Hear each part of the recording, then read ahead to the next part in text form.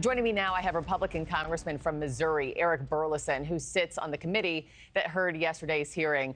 Congressman, good morning to you from the halls of Congress. Thanks for hopping on with me. Good morning. So I think the general public was really going into yesterday saying, okay, come on, give us something to work with here. At the end of that hearing, did you walk away with anything kind of new to chew on to propel this investigation forward? I think that some of the reports are underscoring things that we've seen before. So I don't know that you could say that we've learned anything that we haven't been told before. But what I will say is that we continue to see a steady stream of very reputable individuals coming out of the Pentagon and blowing a whistle and saying very consistent things. Mm-hmm. And so to me, that is really the remarkable story here.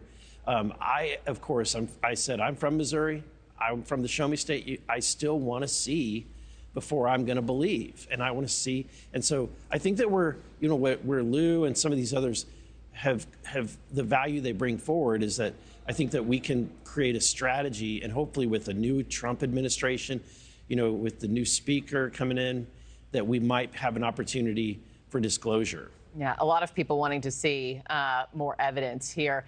I wanted to play a bit of sound for you, sir, because earlier on the show, I spoke to Congressman Tim Burchett, and here's what he says is the answer to all of the hush-hush about UFOs. Oh, I always say dadgummit after these miserable hearings. They're bogus. What we need is somebody in the executive office to come forth with this stuff, and I think Trump is the guy. He's tired of it. This is part of the D.C. sewer. These secrets they keep, it's for power, it's for control.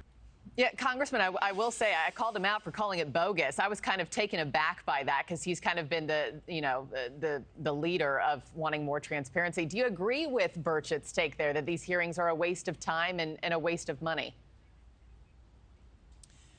I think that anytime that we understand that there's a lot of money being spent and being wasted, and we find out that there are agencies within the federal government that are lying or trying to hide information from Congress, I think it's an appropriate measure, and I think we have a responsibility to conduct oversight and get to the bottom of those questions. So I do think that it's necessary. I share the frustration that Tim has, which is that we often get into these hearings and people will say, I can only say that to you in a SCIF or in a secure setting. But I think that at least we're able to continue to have the discussion, move the ball forward, keep this topic fresh in people's minds. And I think the more that we talk about it, the more there's a likelihood that a President Trump or someone is going to be pushed for release of the information. And maybe pull back the curtains on this story a bit further. Lastly, just about 30 seconds left with you, Congressman. You talk about keeping it fresh on people's mind. Do you worry that interest in this story is waning, for the public, when every time you have this hearing, there's nothing major that comes from it, no evidence that's really brought forward? Do you worry about that and the public losing interest in the story? I don't, because I think that the interest is only accelerating. I think that more and more people are paying attention and are intrigued. And I think that as we have these hearings, more and more credible whistleblowers are coming forward. And I think that adds value and legitimacy to the discussion. All right. We will see when the next one is held. Congressman Eric Burlison, thank you so much for joining me on Morning in America. Appreciate your time. Thank you. Okay, Nick's.